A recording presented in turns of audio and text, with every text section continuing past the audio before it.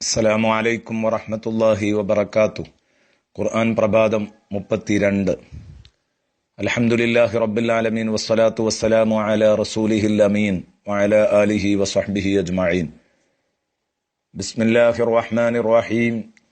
ഇദാ ജാഅ നസ്റുല്ലാഹി വൽ ഫത്ഹ് വറഅയ്തൻ നാസ യദ്ഖുലൂന ഫീ ദീനില്ലാഹി അഫ്വാജ ഫസബ്ബിഹ് ബിഹംദി റബ്ബിക വസ്തഗ്ഫിർഹു ഇന്നഹു കാന തവ്വാബ. സ്വദഖല്ലാഹു മൗലാനൽ അദീം. പ്രിയപ്പെട്ട കൂട്ടുകാരെ, ഇന്നലെ നാം ചർച്ചയാരംഭിച്ച സൂറത്തുൻ നസ്ർ, അതിൻ്റെ ബാക്കി ഭാഗമാണ് നാം ചർച്ച ചെയ്യുന്നത്.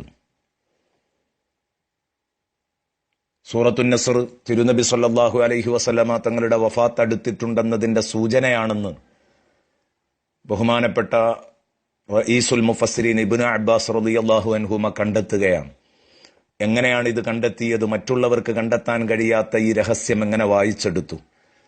ഇമാം ഫഖ്റുദ്ദീൻ റാസി രേഖപ്പെടുത്തുന്നത്, സമ്പൂർണത വന്നു കഴിഞ്ഞാൽ പിന്നീട് അപൂർണതയുടെ തുടക്കമാണ്.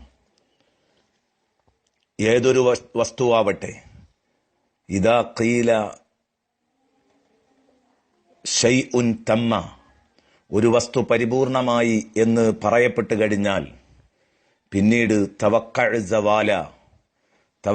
സവാലൻ ഇദാ ഖീല തം, ഒരു സംഗതി പൂർത്തിയായി കഴിഞ്ഞാൽ പിന്നീട് അതിൻ്റെ എല്ലാ പൂർണ്ണതയും നീങ്ങിപ്പോകുമെന്ന് നീ പ്രതീക്ഷിക്കണം.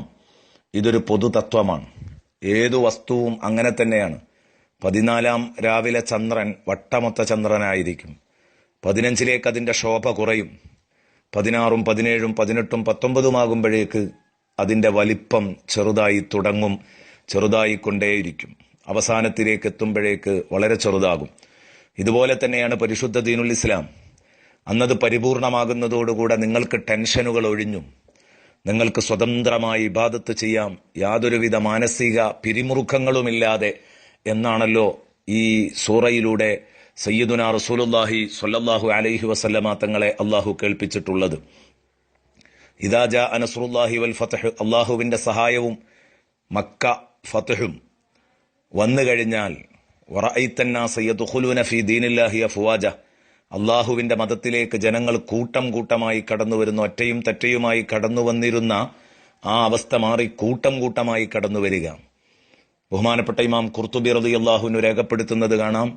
ആദ്യമായി തന്നെ യമനിൽ നിന്ന് വന്നത് 700 അംഗം ഉള്ള ഒരു സംഘമായിരുന്നു.